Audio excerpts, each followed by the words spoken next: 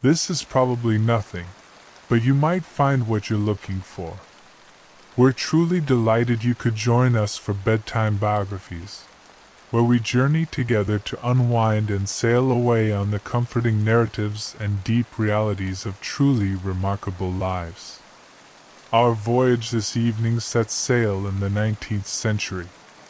The air hangs heavy with soot and smoke, factories loom like exhausted giants, and a man with a famously untamed beard is nestled deep within the British Library, furiously going through books. His name, Karl Marx. His purpose, to articulate why the world felt so fundamentally flawed, and why, just perhaps, that condition wasn't permanent. Before we properly commence the saga of Marx, just a quick thought.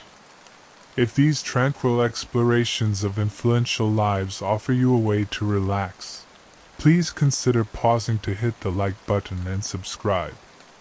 It genuinely assists other curious minds in finding these narratives. And we always appreciate your insights.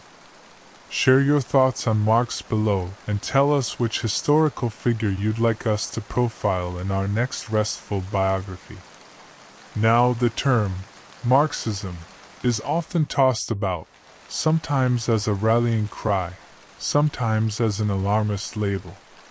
But strip away the clamor, and at its core, it's simply a question: what if work didn't have to cause suffering? What if the goods we produce, the garments we stitch, the food we cultivate, the dwellings we construct, actually belong to the people whose effort brought them into being? Marx dedicated his existence to pursuing this concept, navigating episodes of financial ruin, forced exile, and what we can only assume were countless mediocre cups of coffee. Of course, history seized his theoretical work and raced off with it, inspiring revolutions, manifestos, and governments that rose and fell in his name. But tonight, we're not here for the political fireworks. We're simply here to encounter the individual behind the legend, a brilliant, obstinate, profoundly human scholar who envisioned a more equitable world. And now, as the day gently recedes, let's begin to trace the life and times of this immensely powerful thinker. This is the Bedtime Biography of Karl Marx. The story commences in 1818 in the serene riverside town of Trier, Germany. It was a setting where Roman remnants gracefully eroded near the Moselle River, and vineyards stretched out, placid and green, beneath the summer glow. It was here, in a modest dwelling on Brückengasse Street, that a boy named Karl Marx drew his first breaths. His father, Heinrich, was a well-regarded lawyer with the spirit of Enlightenment ideals occupying his thoughts. A man who had adopted Lutheranism, converting from Judaism, primarily for professional advantage rather than any profound spiritual transformation. Young Karl would inherit that streak of pragmatism, alongside something far more volatile. The Marx household buzzed with intellectual vitality. Heinrich filled the rooms with volumes by Voltaire and Kant, while Karl's mother, Henrietta, ensured the larder was stocked with Dutch cheese and the children were supplied with ancient Dutch adages. Young Karl absorbed it all: the literature, the spirited debates, the notion that reason could fundamentally reshape the globe. By the time he enrolled at the Friedrich Wilhelm Gymnasium, his instructors had noted two things. First, the boy produced essays of astonishing depth for his age, and second, he possessed what one educator termed a rather disconcerting habit of scrutinizing every assertion placed before him. At 17, Marx composed his graduation essay on the unity of the faithful with Christ. The language was conventional, but beneath the surface throbbed something truly radical, a vision of humanity united not by rigid religious doctrine, but by shared collective struggle. It was as if the young man already intuited the theme that would occupy his whole life: that our earthly relationships mattered more than any promise of a heavenly one. His headmaster, perhaps sensing future turbulence, noted in Karl's leaving certificate that while the student showed undeniable brilliance, his efforts suffered from an excess of intellectual fervor. Meanwhile, the Rhine valley surrounding him whispered of historical layers. The remains of Roman amphitheaters stood beside medieval guild halls, all overshadowed by the Prussian bureaucracy that now governed Trier. The contradictions accumulated like the terrace vineyards, ancient and contemporary, free and constrained, sacred and secular. Marx would devote his life to meticulously analyzing such contradictions, although he couldn't have known that then. For now, he was simply a bright youth with a shock of dark hair and an inner restlessness that no amount of Moselle wine could quench. His father dreamed Karl would follow him into law, a life of stability, comfort, and a continuation of the family's hard-won bourgeois standing. But the boy raised amidst Enlightenment texts and Prussian censorship, between Jewish heritage and Lutheran convention, was already harboring questions too perilous for the courtroom. In 1835, he departed for university, carrying a suitcase of clothes, a mind brimming with concepts, and a heart prepared for defiance. The quiet banks of the Moselle would see him only intermittently after that, the returning son, each time a little more radical, a little more convinced that the world required not cautious adjustment, but fundamental revolutionary upheaval. The university years arrived like a gale, shaking loose whatever vestiges of bourgeois discipline still clung to the young Marx. Born in 1835, was characterized by tavern fights and dueling scars, a stark contrast to Trier's tranquil vineyards. The 18-year-old Karl plunged in headfirst, joining the Poets' Club, accumulating debts for fashionable tailored coats and Spanish cigars, and even enduring a brief arrest for public intoxication during a particularly boisterous night. His father's correspondence grew increasingly anxious, blending financial rebukes with genuine paternal worry. "Your wild rampages through the nocturnal streets," Heinrich penned, "might be excused in a mere teenager, but certainly not in a future statesman." But Marx was not destined for statesmanship. By 1836, he had moved to Berlin, swapping Rhine wine for Prussian severity. The lecture halls of the University of Berlin smelled of ink and ambition, vibrating with the complex theories of Georg Wilhelm Friedrich Hegel. Hegel's philosophy, the belief that history advanced through dialectical clashes of opposing forces, utterly captivated Marx. He joined the Young Hegelians, a group of radical minds who boldly applied Hegel's methodologies against the very foundations of the Prussian state. Nights merged into days in smoke-filled chambers where they hotly debated concepts like religion being the opium of the people, and the monarchy as an obsolete relic.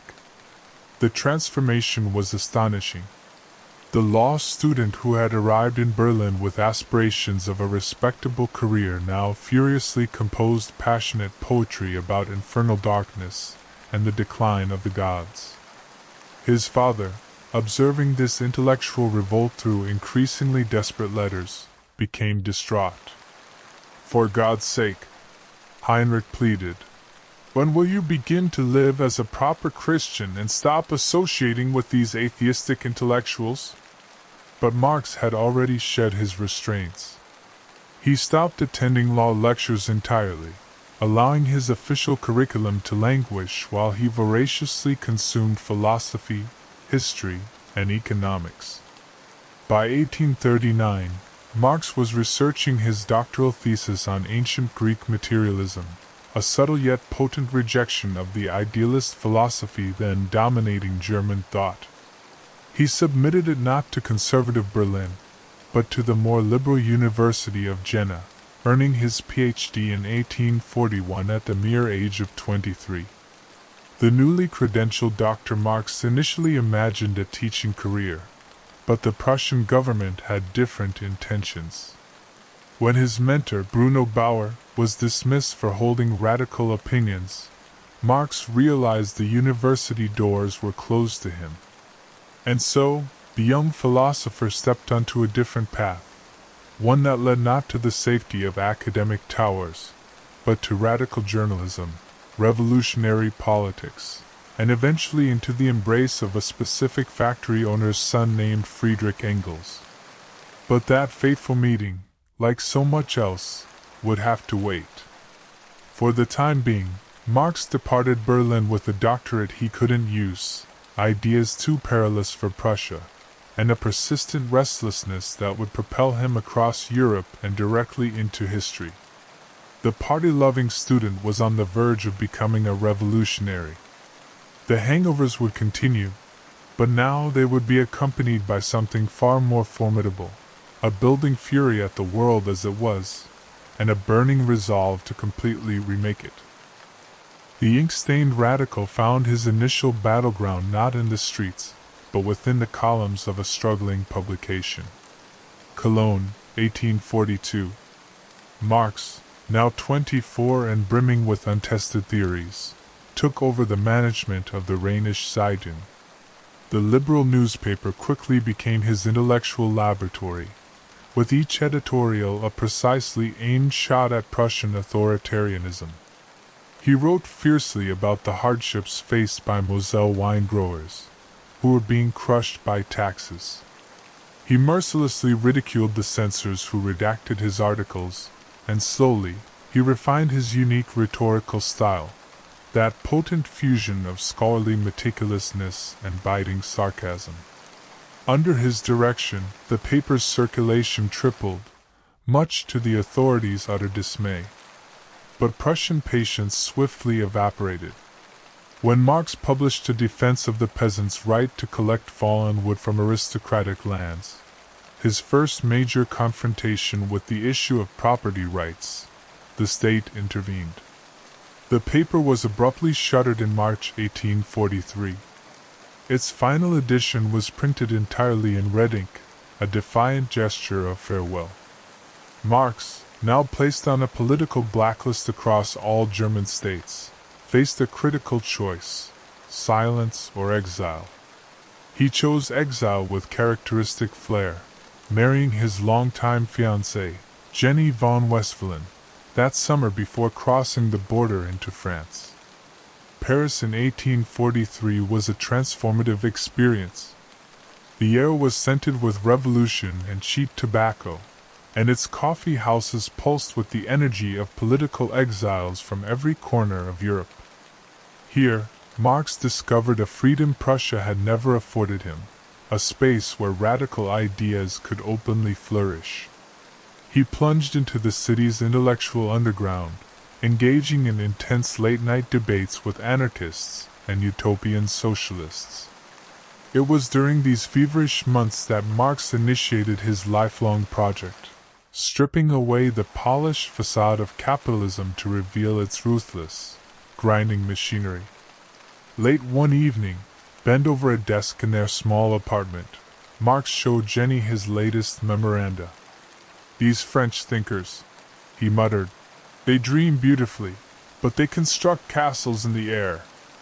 His fingers left smudges on the page as he traced the connections between philosophy and economics, between abstract concepts and the workers who were the true drivers of history. Jenny, always his first editor, pointed to one particularly dense passage. "Too abstract," she advised. "If your goal is to incite change, you must address people's actual lived experiences."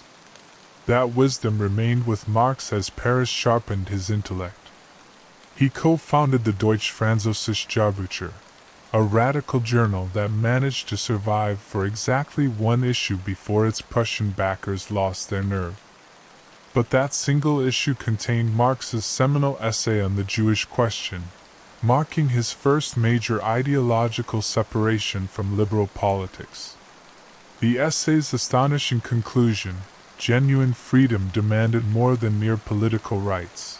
It required the complete overthrow of the economic system that alienated human beings from the fruits of their labor. As winter descended upon Paris, Marx's beard grew fuller and his critiques became even more penetrating. Prussian spies took careful note of the dangerous young German holding court at the Café de la Régence. By January 1845, the French government, succumbing to pressure from Berlin, issued an expulsion order. Marx once again packed his books, this time heading for Brussels. He did not know it then, but his years of nomadic exile had only just commenced. Nor could he guess that his most pivotal meeting, with a sharp-eyed textile heir who had recently published a searing condemnation of English factories, was waiting just around the corner. The radical journalist was about to encounter his other half. The meeting that would fundamentally redirect the course of history occurred almost by chance. Paris, August 1844, at a café near the Rue Vanneau, where the atmosphere was heavy with coffee steam and revolutionary dialogue. Friedrich Engels, just 24, but already hardened by 2 years managing operations at his father's textile firm in Manchester, had deliberately sought out Marx after reading his Jarbucher essays. Their initial meeting a year earlier had been cool. Marx, the philosophical heavyweight, had dismissed the young businessman as merely another utopian socialist. But this time, Engels arrived armed with something utterly compelling: data. He slid a manuscript across the table, its pages bearing the marks of factory dust and ink. The condition of the working class in England laid bare the horrors Engels had personally witnessed: children with spines curved from 16-hour shifts, workers coughing up lint from the mill air, and entire families exchanging their dignity for meager wages. Marx, who had theorized about alienation from the relative comfort of libraries, found himself facing visceral, ugly reality. As Engels spoke, his voice quiet but urgent, detailing wage slavery and the mechanics of exploitation, something crystallized in Marx's mind. "We finished each other's sentences," Engels would later recall. By the café's closing time, they were plotting a deep and lasting collaboration. Their partnership became the engine of revolutionary theory. Engels, the pragmatic observer who once pawned his own boots to buy Marx's ink, anchored abstract brilliance in concrete detail. Marx, the relentless systematizer, transformed Engels' observations into sweeping, comprehensive historical analysis. Together, they composed the Holy Family, a furious critique aimed at their former young Hegelian colleagues. Their writing sessions often extended late into the night, fueled by cheap wine and Engels' apparently infinite supply of Spanish cigars. "The only luxury I permit myself," he once quipped, although he would soon inherit the very capitalist enterprise he despised. Jenny Marx, observing from the doorway, would occasionally smile at the sight of her husband, actually laughing for once, his typical brooding intensity alleviated by Engels' dry wit. But their bond transcended intellect. When Marx was expelled from Paris in 1845, Engels followed him to Brussels without hesitation, despite being little more than a clerk living off his father's sporadic allowances. Later, as a full partner in the factory, Engels became Marx's reluctant financial lifeline, secretly channeling portions of his bourgeois income to the family whose theories were dedicated to abolishing the bourgeoisie. "Someone had to earn money," Engels sighed. "And it certainly wasn't going to be Karl." And when the two theorists needed to test their concepts against the real world, they embarked on a 6-week tour of English industrial slums. The textile mills of Manchester became their practical classroom. The scale of human suffering they encountered there solidified their conviction that capitalism was not just flawed, but fundamentally doomed. By 1847, Their ideas had matured enough to draw the attention of the League of the Just. At a London pub called the Red Lion, Marx and Engels were commissioned to revise the League's vague manifesto into something sharper, fiercer, and more scientific. As Engels read the draft aloud, the assembled workers listened intently. The document's now famous concluding line, "Workers of the world, unite!" was not merely rhetoric. It was a battle cry forged in the perfect nexus of Marx's philosophical intensity and Engels' first-hand knowledge of human oppression. The theorist and the witness, the rebel and his banker. A relationship that began over a simple cafe table would proceed to shake empires, financed, with delicious irony, by the very system it was created to destroy. The League of the Just had been quietly advocating for revolution for years, a loose network of German exiles and disgruntled craftsmen meeting in obscure London rooms. But when Marx and Engels arrived in 1847 with their draft manifesto, the whispers became a declaration. The group immediately rebranded as the Communist League, discarding its old, secretive mysticism for a bolder, more scientific blueprint for class warfare. That winter in Brussels, Marx's modest apartment functioned as the League's unofficial headquarters.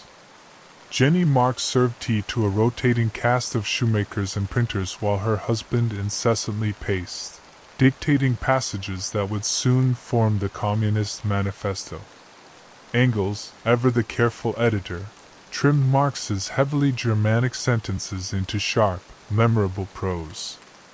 "A spectre is haunting Europe," Marx began one midnight, pausing as Engels quickly scribbled a marginal note. Too poetic. But the phrase remained, its ominous rhythm perfectly suited for the gathering storm. The manifesto was less a book than an intellectual explosive device. Just 23 pages that distilled all of human history down to a single, relentless law. The history of all hitherto existing society is the history of class struggles. It depicted capitalism as a predatory, vampiric system, even praising the bourgeoisie for its revolutionary destruction of feudalism before promptly declaring its inevitable demise. The writing crackled with caustic wit. The bourgeoisie has stripped of its halo every occupation hitherto honored. It has converted the physician, the lawyer, the priest, into its paid-wage laborers. When revolution spontaneously erupted in Paris in February 1848, overthrowing the monarchy in 3 chaotic days, the manifesto appeared prophetic. Marx, expelled from Brussels, raced to Paris as exiled German radicals hailed him as their leading theorist. By April, he had launched a new radical newspaper in Cologne, the Neue Rheinische Zeitung, aggressively urging German workers to push beyond simple bourgeois reforms. Engels, the soldier-philosopher, even took up arms briefly with revolutionary fighters in Baden. But the tide reversed rapidly. By 1849, Prussian troops had crushed the rebellions. Marx's newspaper was shut down, its final issue defiantly printed in red ink. Facing imminent arrest, he fled to London with Jenny, who was by then pregnant with their 4th child, and the few meager possessions they had left. Engels, after a harrowing escape through Switzerland, followed soon after. As they regrouped in a damp, miserable Soho tenement, the full scale of their failure became starkly clear. The revolutions had failed. The Communist League was dissolved, and their manifesto had sold scarcely 100 copies. Yet, in that claustrophobic exile, something remarkable began to occur. The manifesto started circulating underground, smuggled into Germany hidden in bales of cotton, passed from hand to hand in French worker circles. A text written in furious haste was slowly transforming into scripture for a burgeoning, still-informed movement. Marx could not know then that his pamphlet's most famous lines would one day resonate in every language across the globe. For now, there was only the persistent, cold London dampness, the cries of his malnourished children, and the slow, stubborn work of thinking anew. London in the 1850s greeted the Marx family like a relentless, damp, and lingering cough. Their two-room flat in Soho's Dean Street was perpetually scented with stale bread and wet wool, its walls so thin they could hear their neighbors' every argument. Marx, now officially stateless and utterly penniless, spent his mornings trudging through the fog to the British Museum's reading room, a sanctuary of knowledge where he could warm his frozen fingers while meticulously studying parliamentary reports on factory conditions. The museum attendants came to recognize him as the German doctor who occupied the same seat from the moment the doors opened until closing time, perpetually surrounded by precarious stacks of books. His marginal notes grew increasingly agitated as he traced the true arteries of capitalism through dry, empirical economic data. At home, the reality was bleaker. 3 of their children, Guido, Francisca, and Edgar, would succumb during those years, victims of malnutrition and the tuberculosis that thrived in London's crowded tenements. Marx pawned his good coat in the winter to afford medicine, then sat shivering as he wrote articles for the New York Tribune under the pseudonym "A London Correspondent," ironic dispatches about European politics that paid just enough to keep the bailiffs at bay. Jenny, once the daughter of a Prussian aristocrat, learned to make a single loaf of bread last for 3 days, her hands raw from scrubbing clothes in the communal washtub. Yet, within this private darkness, Marx was meticulously assembling what would become his life's defining work. The notes he furiously scribbled in the museum, filled with equations tracking cotton prices alongside worker starvation, were the first threads of capital. He wrote in a frenzy, often standing at his desk to avoid succumbing to fatigue, the sounds of his children's coughs drifting through the thin walls. When young Edgar died in 1855, Marx buried his overwhelming grief in his work, telling Engels, "I must save what can still be saved." The manuscript progressed in fits and starts, frequently interrupted by painful boils on his skin, nervous eruptions from chronic stress, and petty squabbles with other exiled revolutionaries who accused him of abandoning practical politics for abstract theory. Through every ordeal, Engels remained his lifeline. His monthly remittances, which Marx sardonically termed money, arrived like clockwork, even though Engels himself was trapped in Manchester, managing the very family firm he personally loathed. Their letters chronicled the absurd dual existence of their lives, Engels describing the textile profits that financed Marx's rent, while Marx detailed his latest discoveries about surplus value, the hidden theft embedded within every industrialist's ledger. By 1857, a global financial crash sent Marx rushing back to the museum with a renewed sense of urgency. "The deluge is coming," he wrote to Engels, utterly convinced that capitalism's inherent contradictions would finally cause it to explode. Instead, the system proved resilient and adapted. Factories reopened, and Marx, still fundamentally unpublished, found himself again at square one. But something essential had shifted in those years of quiet, sustained desperation. The man who emerged from the 1850s was no longer the fiery young journalist, but a scholar who had stared directly into capital's abyss and begun the comprehensive mapping of its contours. The first volume of Capital remained incomplete, its pages stained with spilled tea and tobacco. But its central, vital insight now burned clear, that the entire system fundamentally rested upon a simple, brutal alchemy, the conversion of human sweat into gold, of living labor into dead capital. And Marx, the eternal exile, would spend the rest of his life meticulously documenting that crime in agonizing, world-shattering detail. By the 1860s, Marx had become a permanent, recognizable fixture of the British Museum's reading room, the shaggy, ink-stained spectre haunting the economics section. The attendants were familiar with his routine: arrive at the opening bell, occupy seat 07, demand the latest factory inspection reports, and furiously scribble notes until his hands cramped. His beard had turned gray. His chronic cough was exacerbated by London's dense pea soup fog, but his mind was more intensely active than ever before. On the desk before him, a colossal manuscript grew, resembling some unholy fusion of a PhD thesis and a Molotov cocktail. Its title, Das Kapital. Its sole mission, to fully autopsy capitalism down to its most twitching, bloodless core. The writing process was a peculiar mix of scholarly rigor and slapstick tragedy.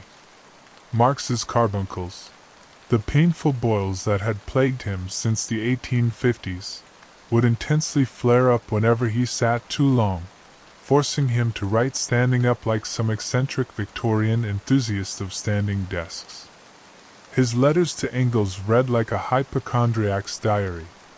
The damned boils have migrated to my ass, making both thinking and sitting equally impossible. Meanwhile, Jenny once again pawned the family silver to buy paper, while little Eleanor Marx, age 6, practiced her literacy by copying out passages about commodity fetishism. Domestic life had become a bizarre fusion of bourgeois routine and revolutionary fervor.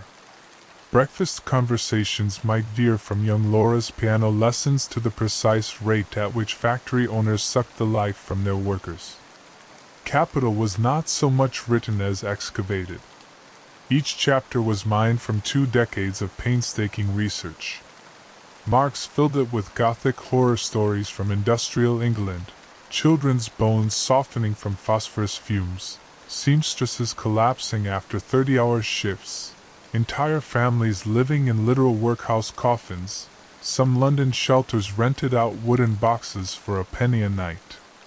He deployed sarcasm like a surgical scalpel, dedicating pages to mocking the theological subtleties of economists who presented markets as natural laws rather than human inventions.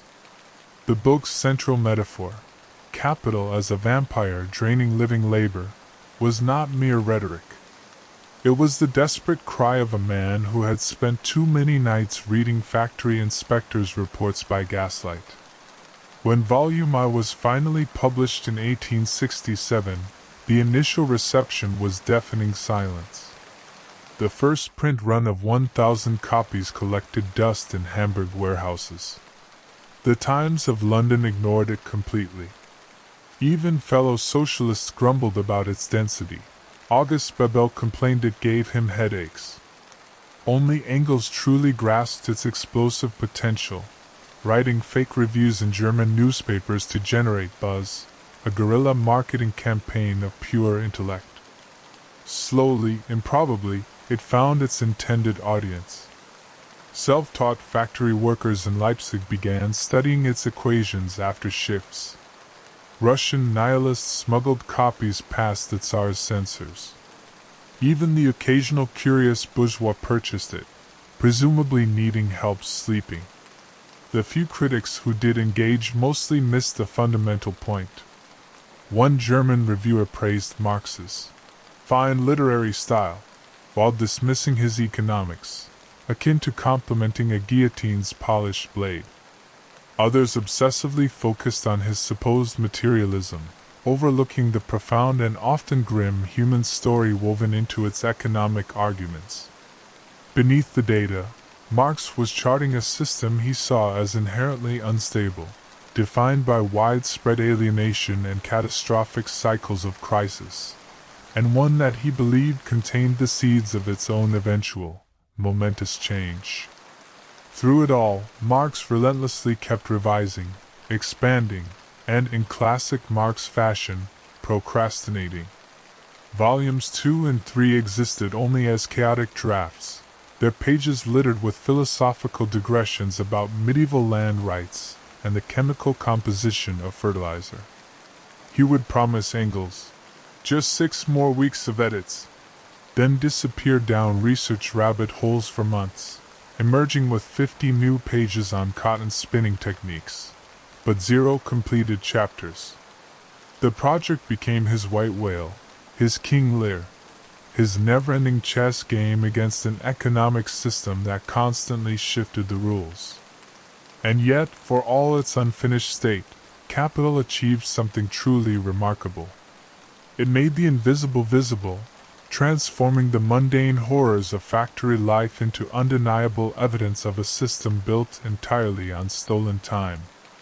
When Manchester textile workers began quoting its passages at union meetings, when German socialists used its formulas to calculate fair wages, Marx permitted himself a rare, fleeting moment of pride. The book that began as a whisper in the British Museum was transforming into a weapon, one that would long outlive its author, its first readers, and even the 19th century itself. The monster was loose. London, September 28, 1864. A vast public assembly convened at St. Martin's Hall in Long Acre. The atmosphere crackled with anticipation and the fervent chatter of a highly diverse gathering. French Protestants, Italian Republicans, British trade unionists, and German exiles, whose revolutionary fervor had not diminished since 1848, had gathered, all advocating for workers' rights in a cacophony of languages. Karl Marx was a key figure in attendance, soon to become the intellectual architect of the International Working Men's Association, history's first socialist supergroup, founded at this very event. The First International was conceived from an equal mix of idealism and profound desperation. Workers across Europe were being crushed by the unstoppable gears of industrial capitalism. English textile mills paid starvation wages. French miners were living like moles underground. German children were losing fingers in poorly guarded factories. Marx, now adopting the role of elder statesman at 46, perceived a critical opportunity. "We must become the generals of the working class," he confided to Engels, despite the fact that neither of them had ever held a weapon. The objective was straightforward: unite every radical faction under a single banner. The crucial problem: radicals despise unity almost as much as they despise capitalists. Marx's genius lay in making the International's founding documents deliberately ambiguous enough to placate virtually everyone. The statutes promised the emancipation of the working classes, without specifying the method. The inaugural address, drafted by Marx in one caffeine-fueled night, denounced capitalism with near Shakespearean intensity. "The misery of the working masses has not diminished from 1848 to 1864, while carefully avoiding volatile terms like revolution or dictatorship. It was revolutionary politics as a Rorschach test. French anarchists envisioned decentralized communes. British trade unionists saw higher wages. And Marx saw the vital seeds of his scientific socialism. For a few glorious years, the approach worked. The International functioned as a clearinghouse for labor unrest across Europe. When Paris bronze workers went on strike, London dockers quickly dispatched funds. When Swiss factory owners arbitrarily cut wages, German-language pamphlets mysteriously appeared in workers' lunch pails. Marx, the nominal head of this ragtag empire, spent his days mediating between fiercely opposed factions while secretly scheming to purge anarchists from the ranks. His primary nemesis was Mikhail Bakunin, a bear-sized Russian anarchist who believed in spontaneous, fiery uprisings and reportedly consumed 12 raw eggs for breakfast. Their ideological conflict was waged through increasingly childish, petty letters. Marx mocked Bakunin's childish plans. Bakunin called Marx a slippery Jew. The entire ambitious experiment eventually collapsed in 1872 when Marx engineered what was essentially a corporate takeover. Fearing Bakunin's faction would gain full control, he controversially arranged for the International's headquarters to be moved to New York, the 19th century equivalent of banishing your rival's department to Antarctica. The organization limped along for 4 more years before finally dissolving, bankrupt and irrevocably divided. Yet, like the majority of Marx's failures, the First International left an indelible mark. It proved that workers were capable of organizing across national borders. It popularized terms like proletariat and bourgeoisie. And most enduringly, it provided the original leftist infighting playbook. Every socialist schism since, from Trotskyists versus Stalinists to modern-day political disagreements, owes a debt to those smoke-filled rooms. Marx himself was characteristically unsentimental about the collapse. The International has done its work. He shrugged, already elbow-deep in notes for Capital's next volume. Besides, history had a peculiar way of resurrecting his projects when he least anticipated it. Within months, Parisian workers would rise up in the Commune, and suddenly, everyone would be quoting Marx again. Paris, March 1871. The city sent mingled gunpowder and freshly baked bread, an unlikely blend that perfectly captured the atmosphere of the moment. The workers were in charge. This wasn't the result of some meticulously planned Marxist revolution, but because the French government had literally fled, abandoning the capital to the Prussians and its own citizenry. What emerged was the world's first worker state, the Paris Commune, a chaotic, audacious experiment in radical democracy where waiters passionately debated economics in City Hall and artists redesigned the school curriculum. Our bearded theorist in London nearly choked on his tea when the news arrived. After decades of forecasting a proletarian revolution, here it was, unfolding spontaneously, messily, and completely contrary to his carefully reasoned expectations. The communards hadn't read Capital, which was still barely selling, hadn't waited for historical conditions to ripen, and certainly hadn't consulted him. For 2 months, Marx wavered between sheer exhilaration and profound panic, dispatching letters to Paris that were always too late to have any real impact. The Commune's innovations read like a socialist fantasy. Factories seized and converted into cooperatives. Church property redistributed. The standing army abolished. A Hungarian midwife turned revolutionary, Natalie Lemmel, organized free communal kitchens. A radical schoolteacher, Louise Michel, led women's battalions to the barricades. The Louvre was transformed into a political club where artists debated workers' rights. It was everything Marx had theorized about, yet nothing like he had envisioned. Back in London, Engels nervously paced their cramped study, gleefully updating battle maps as if engrossed in a particularly thrilling football match. "They're holding Montmartre," he crowed one day, only to groan the next. "The Versaillais have retaken the cannons." Marx, meanwhile, furiously scribbled notes for what would become the Civil War in France, his definitive analysis of the unfolding drama. His writing captured the Commune's tragic beauty, the glorious harbinger of a new society, even as he recognized precisely how this story was destined to end. And oh, how it ended. In May, the French government troops stormed Paris with a brutality that appalled even seasoned war correspondents. The cobblestones ran crimson as an estimated 20,000 communards were executed in a single, devastating week.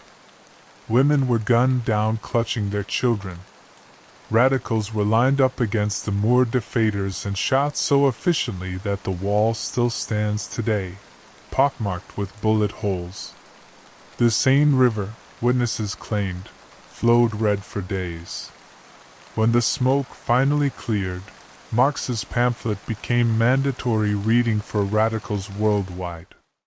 His characterization of the Commune as the finally discovered political form under which to work out the economic emancipation of labor was quoted in every revolutionary circle from St. Petersburg to Chicago. But privately, he was shaken. The workers had seized their moment, and were brutally massacred for it. The old man spent weeks staring at Parisian newspapers, tracing the execution lists with trembling fingers. The legacy of those 72 days would forever haunt socialist movements. Lenin would obsessively study the Commune's mistakes before 1917. Mao would cite its example. Even today, the phrase Paris Commune conjures both revolutionary romance and brutal caution. It was proof that workers could govern themselves, and terrifying proof of what happens when they dare to try. As for our London exile, he was left with a devastating paradox. History had finally followed his script, only to rewrite the ending in blood. The next revolution, he realized, would require more than just barricades and good intentions. It would require an army of its own. The 1870s arrived like a slow-motion avalanche of bad news. Marx's body was steadily failing. His lungs wheezed like a broken bellows, his skin erupted in angry boils, and his liver had apparently declared independence. The revolutionary who had once written of capitalism's inevitable collapse now spent more time morbidly discussing his own inevitable collapse with a rotating cast of quack doctors. "I am a machine condemned to devour books," he groaned to Engels. "And now the damn machine is breaking down." Jenny's cough concerned him even more. His wife of nearly 40 years, the Prussian aristocrat who had chosen exile and poverty beside him, now moved through their London home like a ghost. The woman who once hosted Europe's radicals while quietly pawning the family silver could barely climb the stairs without gasping. Marx read her old letters when insomnia struck, the passionate notes from their youth, the frantic ones from their early exile years, and pretended not to notice the blood-stained handkerchiefs she hid in her sewing basket. Work became his ultimate refuge. The British Museum attendants had grown accustomed to the sight of the shaggy, elderly revolutionary limping to his usual seat, muttering about "that idiot Bakunin" under his breath. Volume 2 of Capital languished in draft form, its pages a chaotic mix of economic formulas and ranting marginalia. Typical bourgeois nonsense. He had become the grand old man of socialism without ever fully completing his masterpiece. The movement he had inspired continued to evolve without his explicit direction. German socialists began winning Reichstag seats through electoral processes rather than uprisings. Russian radicals wrote to him as if he were the Oracle of Delphi, anxiously asking whether peasant communes could bypass the entire capitalist stage altogether. Even the English press treated him with a strange, new measure of respect. The Times ran a profile calling him the most feared thinker in Europe, which was certainly an improvement over being ignored. Then came the hammer blow, Jenny's death in 1881. Marx was too gravely ill to attend the funeral. He lay in bed, listening to the rain patter against the window as they buried the woman who had been his first editor, fiercest defender, and last tether to bourgeois respectability. When he finally visited the grave months later, he collapsed into his daughter Eleanor's arms, sobbing so violently that the cemetery attendants discreetly looked away. "The Moor is dead, too," Engels told friends afterward. The end arrived 2 years later in his familiar armchair by the fire. A housekeeper found him slumped over, a half-written page on his lap, yet another note concerning the Russian peasantry. The death certificate officially listed bronchitis and pleurisy. But anyone who knew him understood the true cause: 40 years of relentless exile, chronic grief, and 16-hour workdays had ultimately burned through even the toughest revolutionary. At the funeral in Highgate Cemetery, Engels delivered the eulogy to a sparse crowd of just 11 mourners. "His name will endure through the ages," he promised, although the London papers barely noted the passing of this notorious agitator.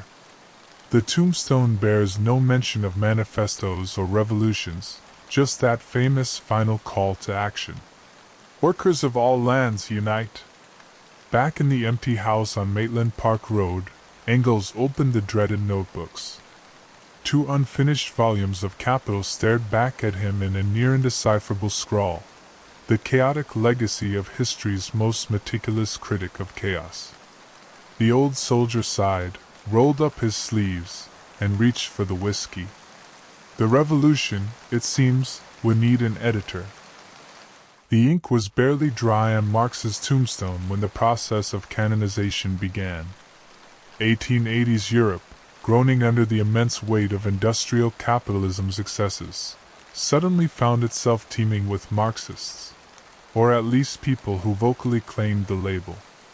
In London pubs, German beer halls, and clandestine Russian study circles, heated arguments erupted over what the old man had truly meant. Engels, now the sole keeper of the sacred texts, spent his final years fielding letters from both fanatics and skeptics alike. "No," he wrote for the 100th time to some overeager French socialist. "Karl did not predict the revolution would arrive next Tuesday." The movement Marx had left behind was rapidly splitting at the seams like a cheap suit. In Germany, Eduard Bernstein argued that capitalism could be gradually reformed through parliament, earning himself the nickname Evolutionary Eddie from his more radical comrades. In Russia, a young firebrand named Lenin pored over capital in Siberian exile, meticulously scribbling notes about how the peasant communes might bypass the whole bourgeois democracy stage entirely. Meanwhile, anarchists and utopians continually tried to claim Marx's legacy, much to Engels' deep irritation. "It's like watching children divide up an inheritance before the will has even been read," he grumbled. By the 1890s, Marx's ideas were undergoing the ultimate irony. They were becoming respectable. German Social Democrats won Reichstag seats using his rhetoric. British Fabians quoted him at tea parties. Even the occasional brave professor began cautiously teaching Capital, though usually with the crucial disclaimer that it was purely academic. The books that had gathered dust in warehouses now went through multiple printings, their margins filled with workers' pencil marks. The very first edition Engels had hawked like snake oil now sold for a small fortune. The real turning point occurred in 1895 when Engels published Volume 3 of Capital, a Frankenstein's monster of a book stitched together from decades of notes. Critics immediately pounced on its contradictions, often unaware they were arguing with a ghost.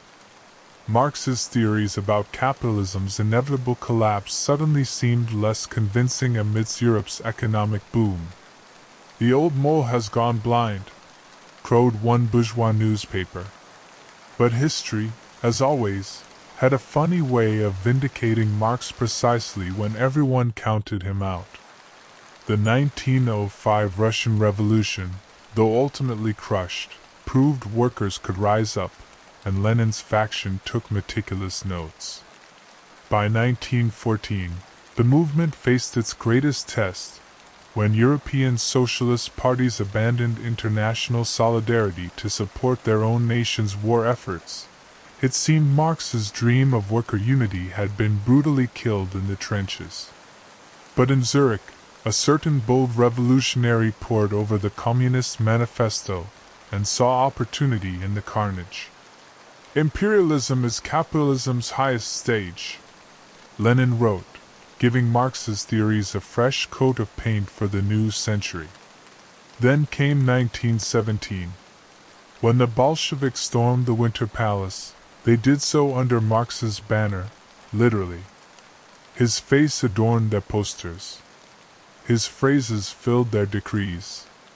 The man who had spent his life as a penniless exile was now the patron saint of a worker state. Back in Highgate Cemetery, someone placed a wreath on his grave inscribed, "Your theory became reality."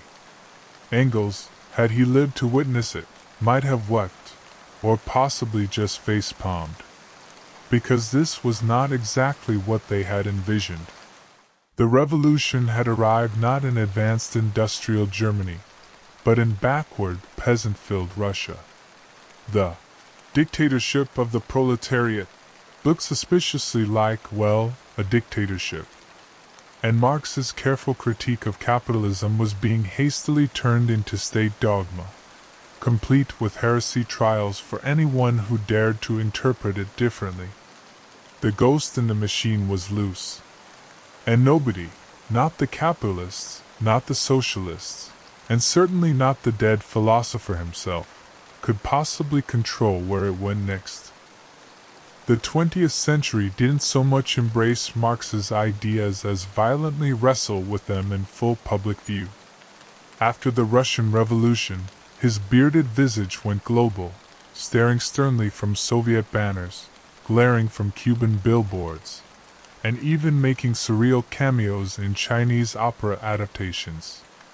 Meanwhile, Western governments developed a nervous tic every time someone uttered the phrase, "dialectical materialism." The Cold War wasn't just about missiles and spies. It was the world's most intense book club debate gone horrifyingly wrong. In Moscow, Marx rapidly evolved from a thinker into a sacred icon. The Institute of Marxism-Leninism employed hundreds of scholars to produce definitive editions of his works and definitive interpretations to match. Woe betide any comrade who suggested capital might contain a single contradiction. Stalin, not known for his scholarly patience, reportedly kept a well-thumbed copy by his bedside, though whether he actually read it or merely used it to flatten insects remains debatable. The West responded with equal parts hysteria and appropriation. FBI agents infiltrated college Marxist study groups only to find they mostly involved undergraduates arguing about alienation over bad coffee. Hollywood pumped out anti-communist propaganda films where square-jawed capitalists rescued workers from evil Bolsheviks, never noticing how perfectly this confirmed Marx's theories about ideology serving power. Yet, some of the most fascinating developments originated from thinkers trapped between these two extremes. In an Italian prison, Antonio Gramsci filled notebooks with theories about cultural hegemony, how ruling classes maintain power not just through force, but by controlling what comes to be seen as common sense.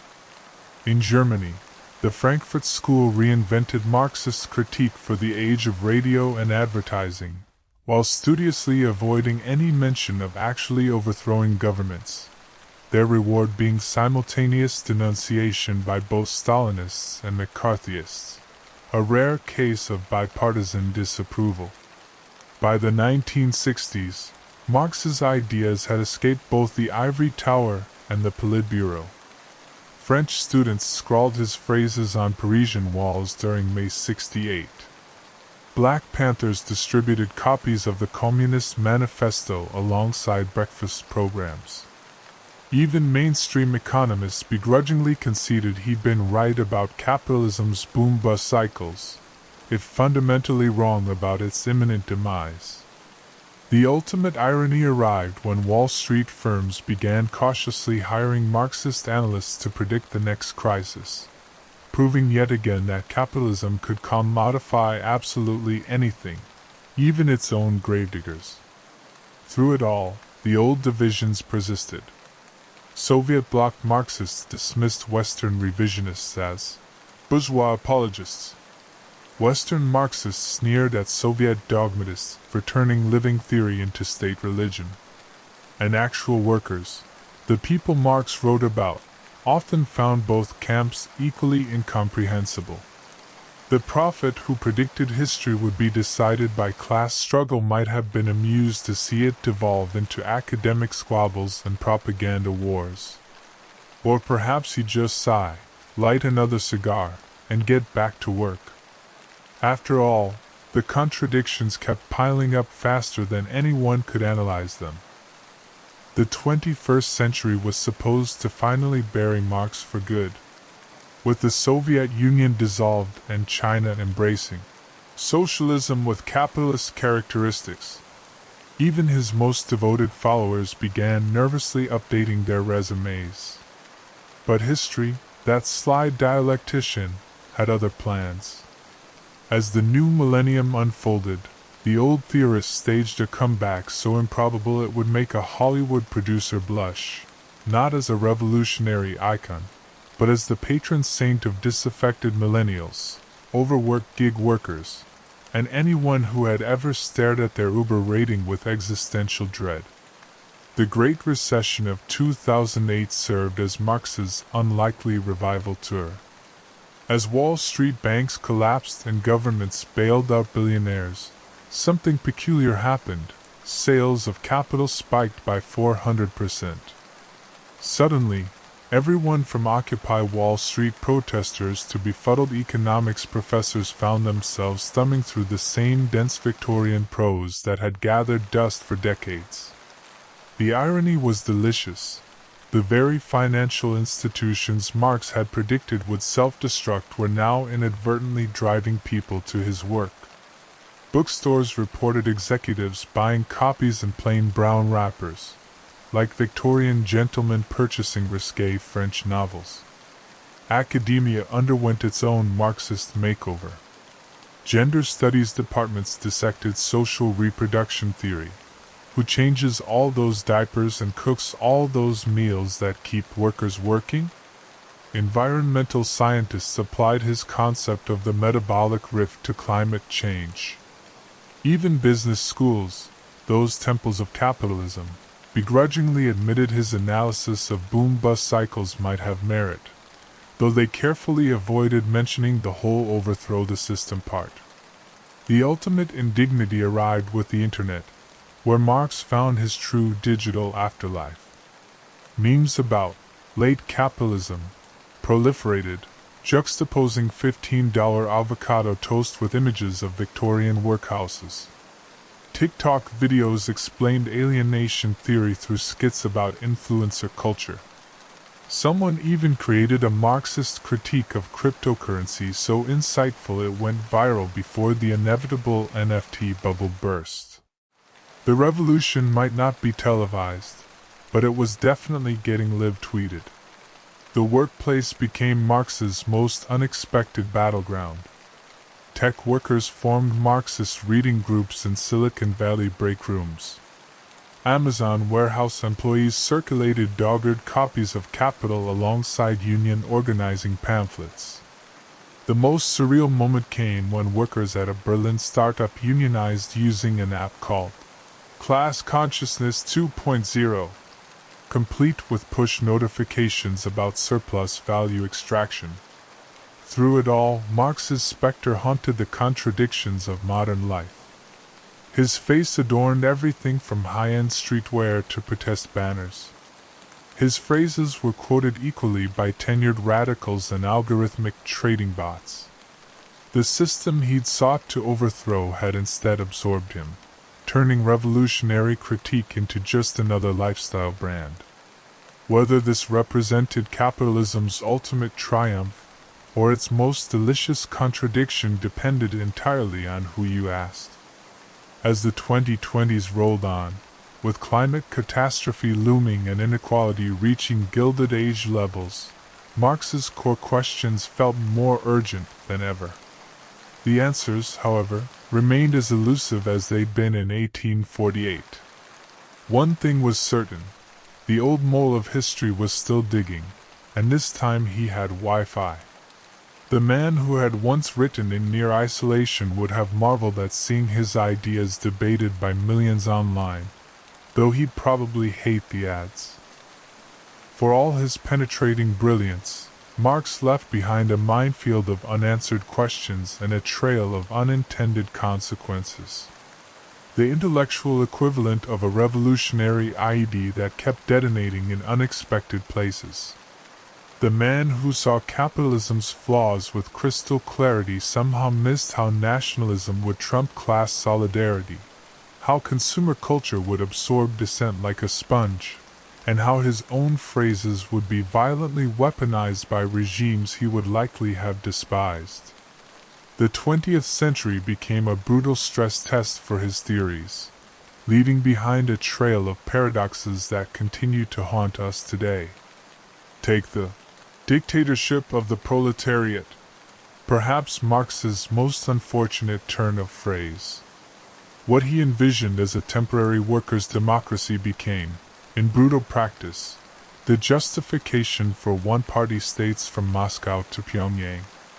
The results were grim enough to make even devoted Marxists wince. Show trials conducted in the name of dialectical materialism, gulags justified as re-education, and 5-year plans that somehow never quite reached year 6. The bitter irony? These so-called Marxist states often resembled the worst excesses of industrial capitalism, exploitative, hierarchical, and obsessed with production targets, just with more red flags and worse fashion.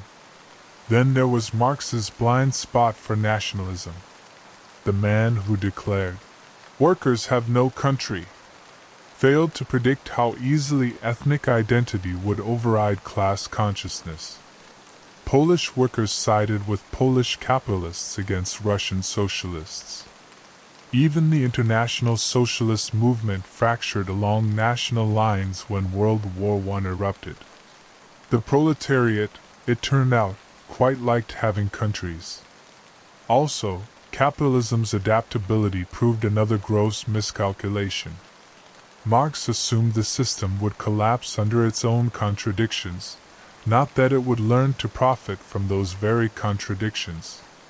The alienation he decried became a marketing strategy, authentic experiences, sold to desk workers craving meaning. The commodification he analyzed now extended to revolutionary aesthetics itself, with Che Guevara's face on t-shirts and Das Kapital as a designer coffee table book. Yet for all these oversights, Marx's core insights kept returning like repressed memories. Every financial crisis revived interest in his analysis of capitalism's instability. Every new technology, from assembly lines to algorithms, brought fresh waves of alienation. Even his much-mocked prediction about capitalism's tendency toward monopoly looks prescient as tech giants gobble up entire industries. The old contradictions kept resurfacing in new forms, like a persistent ideological whack-a-mole. The greatest testament to Marx's legacy might be this. After 150 years of failed predictions, brutal regimes invoking his name, and capitalism's endless reinventions, we still can't stop arguing about him. Conservatives blame him for everything from postmodernism to bad campus poetry. Leftists debate which of his ideas remain salvageable. Even centrists grudgingly admit he diagnosed problems they are still trying to solve with policy tweaks. The theorist who wanted to change the world instead became a mirror, reflecting back whatever fears or hopes we bring to him. In the end, Marx's most enduring contribution might be the questions he left unanswered. How do we build a just economy without creating new oppressions? Can technology liberate workers instead of surveilling them? Is collective dignity possible without crushing individual freedom? These aren't just theoretical puzzles. They are the live wires sparking through every protest movement, policy debate, and late-night dorm room argument. Today, The old revolutionary might not have had the solutions, but he framed the problems with terrifying clarity. And in an age of climate crisis, algorithmic control, and yawning inequality, those problems won't be going away anytime soon. If the old revolutionary were to suddenly materialize in our world today, perhaps summoned by the collective frustration of gig workers or the eerie glow of cryptocurrency mining farms, he'd find both his wildest predictions and his worst nightmares coming true in equal measure. The 21st century has become a funhouse mirror version of his prophecies.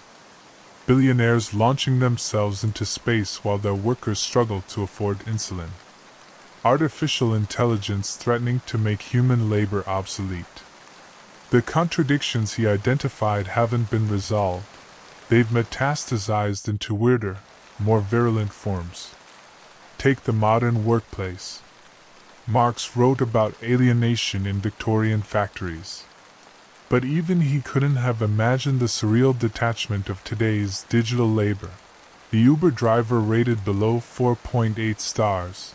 The content moderator traumatized by filtering beheading videos for minimum wage. The Amazon warehouse worker time during bathroom breaks by algorithms that don't require sleep or health care. Exploitation has become so abstracted that workers often never see their actual employers. Just apps, metrics, and the occasional passive-aggressive notification from the void. The factory is in your pocket, the foreman is an AI, and the proletariat has been rebranded as independent contractors. Then there's the spectacle of modern consumption, which would make Marx's head spin. The same workers being squeezed by late capitalism are drowning in its cheap comforts. Endless streaming content to numb the stress of precarious employment. Fast fashion to mask the stagnating wages. Viral challenges distracting from the erosion of labor rights. Alienation has been commodified and sold back to us as self-care. Even revolutionary impulses get repackaged. The "Fight the System" slogan printed on sweatshop-made t-shirts. The anti-capitalist manifesto available for next-day prime delivery. Climate change presents the most brutal confirmation of Marx's ecological foresight. His concept of the metabolic rift, capitalism's tendency to rupture humanity's relationship with nature, reads like a blueprint for our current crisis. The same system that treats workers as disposable also treats the planet as an infinite resource and bottomless waste dump. Yet for all this bleak confirmation of his theories, our world would baffle Marx in crucial ways. The working class has fractured into a kaleidoscope of identities and interests. Traditional factories have given way to app-based gig work, making collective action harder to organize. The very concept of labor is blurring. Is a TikTok creator a worker or a micro-entrepreneur? A programmer training AI models a proletarian or part of the machine? Perhaps most surprisingly, Marx might be stunned by capitalism's cultural victory. His assumption that immiseration would lead inevitably to revolution failed to account for how effectively discontent could be channeled into consumerism and culture wars. The same algorithms that exploit workers also feed them personalized distractions. The anger that might have fueled class consciousness gets diverted into partisan shouting matches. The system learned to sell us the rope as a limited edition designer accessory. And yet, in the cracks of this system, Marx's ghost keeps stirring. Unionization efforts at Starbucks and Amazon, tenant organizations fighting algorithmic rent hikes, the growing movement for a 4-day work week. These aren't full-blown revolutions, but they prove the underlying tensions he identified haven't disappeared. They've just put on new disguises. The old man's final surprise might be this: the most radical applications of his ideas are coming not from political revolutionaries, but from scientists and philosophers. ecologists using his theories to model sustainable economies, technologists exploring post-capitalist platforms based on cooperation rather than extraction, feminist economists expanding his analysis to include unpaid care work. After centuries of being claimed and distorted by political movements, Marx's greatest legacy might be as a tool for diagnosing our present and imagining futures beyond the limits of our current system. As we face down climate catastrophe, AI disruption, and spiraling inequality, Marx's fundamental question remains as urgent as ever. Who benefits from this system, and who pays the price? The answers keep changing. The question won't go away. And that's the story of Karl Marx, the man who saw the gears of capitalism grinding workers to dust and spent his life trying to stop them. Before you drift off to sleep, let's retrace his extraordinary journey through the fog of history. We began in Trier, where a restless boy with a philosopher's mind grew up between Enlightenment ideals and Prussian oppression. That young Marx, brilliant, argumentative, and allergic to authority, would become the revolutionary who fled across Europe, from Cologne's censored newspapers to Parisian cafes buzzing with radical dreams. Then came Engels, the capitalist son who funded the revolution, bringing first-hand accounts of factory horrors that would fuel Marx's greatest work. Together, they penned the Communist Manifesto in a blaze of inspiration. Its famous lines, "Workers of the world, unite," echoed far beyond their damp London exile. Ah, London! The British Museum became Marx's second home as he wrote Capital, that monstrous masterpiece, dissecting capitalism's hidden abyss.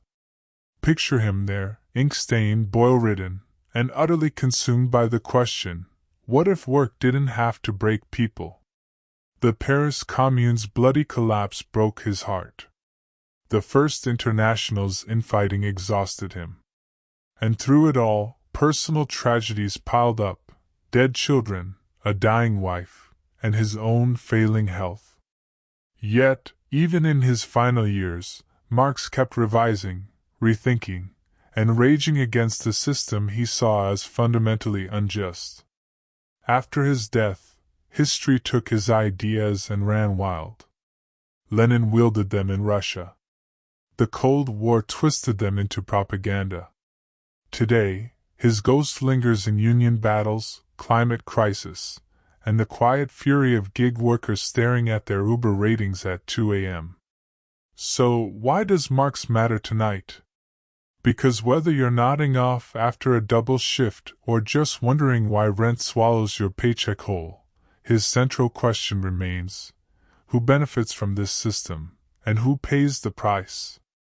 The answers are still unfolding. Now, as the candle of history flickers low, let's leave Marx where we found him, in that quiet corner of the British Museum, scribbling furiously, chasing a fairer world one page at a time. The rest, dear listener, is up to us. If these journeys into history help you unwind, do us a kindness.